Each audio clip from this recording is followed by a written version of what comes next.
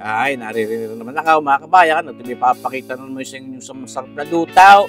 Pinapalikan din ng mga maglalako naring-garning pusit na sariwa-sariwa naman kung tawagin ko rin pusit lapis o pusit ballpen, ano yung mahahaba.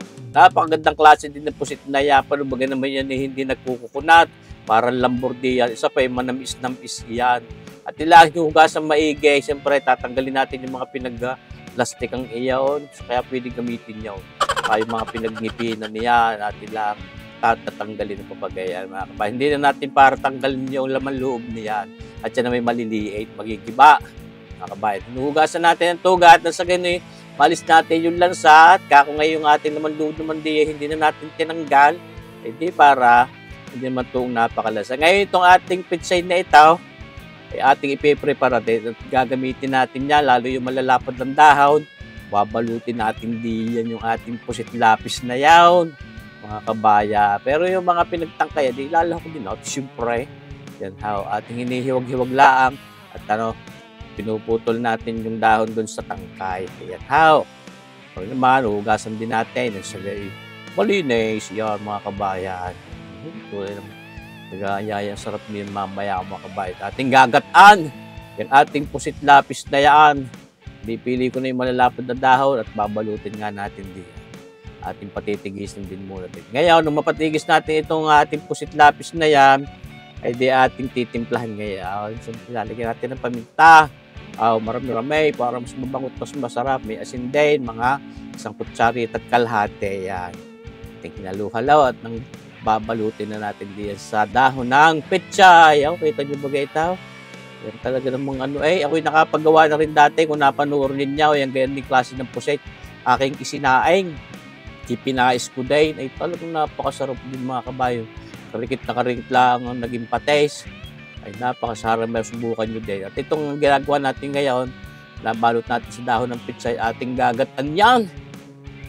Talagang imagine ko na ang sarap niya. Siyempre, para may drama, binabalot natin sa dahon ng pitsay. Panoorin niyo hanggang dulaw. Ayan, di mga kabayan tayo sasangkot siya muna tayo ngayon. Ang ating bawang sibuyas, luya. Titimplahan na natin yung ating gata bago natin ibuhos doon sa ating pusit. Ito muna natin luya.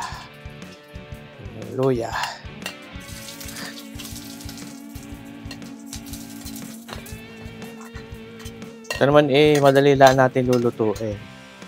Dahil madali namang maluto ang pusit, pati yung pechay.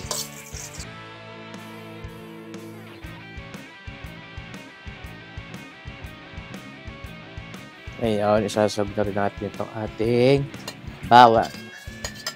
Okay.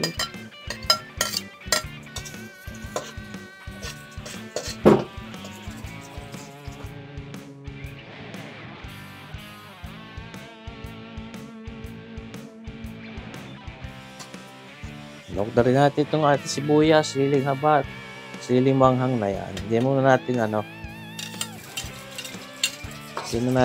ginat-gayat. Hindi na natin pipisakin. Natin paminta. Saka itong ating patis. Yan. Mga 5 kutsara.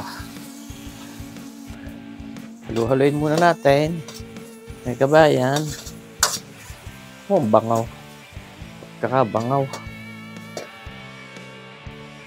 Ating gagamitin, lagi naman, ating Coco Mama. Yan.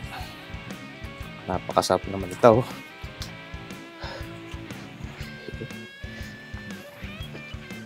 Mga 2 ganito lang ating gagamitin.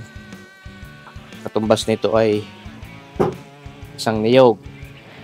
Bali 2. Hindi man natin para paglatikin ito, mga kabayan. At hindi naman dahil walang matitira sa pusit natin pag yun ay lumiit. Bulak-bulak na itong ating gatang ito. At ilapin na ang karikit. Siyempre naman, nalabas na yung amoy na para naglalatik. Lalagyan na rin natin ito mga kabayan ng ating suka.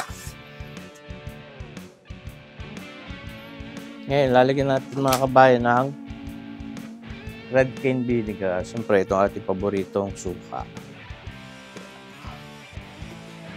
Muna haluin. Pangungin muna natin. Ngayon, mga kabayan, ito na yung ating pinrepara kanina. Ating binalot na puset. Yan, nilagay na rin natin yung mga dahon at tangkay ng pechay. Diyan natin ibubuhos yung ating tinimplang iyaw, mga kabayan. Parang kung nakukulangan pa sa kanyang gata, nadagdagan natin. Meron pa naman para rin makapagsabi pa. Yun. Para ano, baka mabitin baka mabitain tayo sa ano.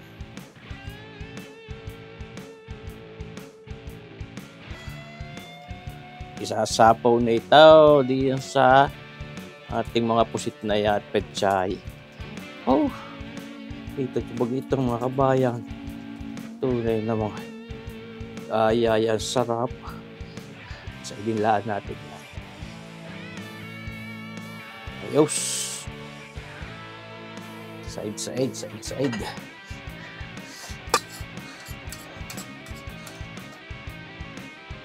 Siyempre, tulad na sinabi ko, babasagin natin ito mga siling ito. Ayan. Ayan. Sagay yun.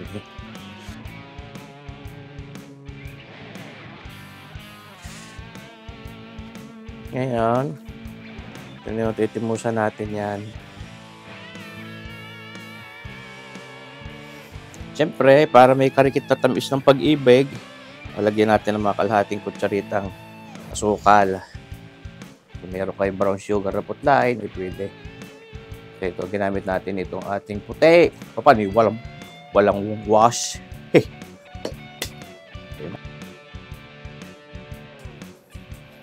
Yun. Siya, ayos na ito, mga kabayan, maya ng karikit maihaplas na ito sa hapag ng lantakan. Para talagang sarap ang hanghang, pwede natin basagin itong siling habang ito.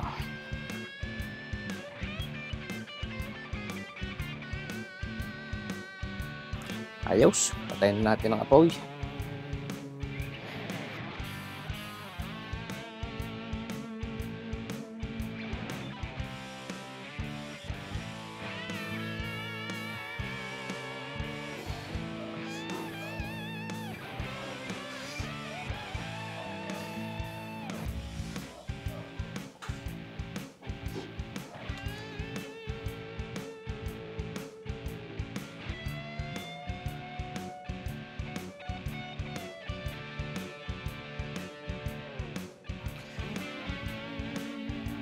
Yes. Yun, mga kabayan. Nakita nyo ba ito? Pagkakasarap. Nagayaya sarap. Mga kabayan, itong ating ginataang pusit na lapis na binalot sa dahon ng pechay. Yun. Oh, lantak, anak. Lantak. Sarap yan.